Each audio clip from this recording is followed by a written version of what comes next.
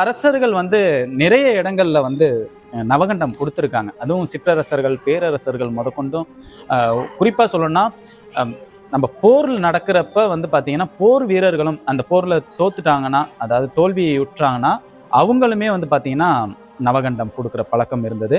அதே மாரி ஊர் செழிப்பா ஆகணும், நாட்டு மக்கள்லாம் இன்னும் போர்க்குணம் கொண்டு நம்ம நாட்டை பாதுகாத்துக்கணுன்றதுக்காகவும் அரசர்கள் வந்து நவகண்டம் கொடுத்துருக்காங்க.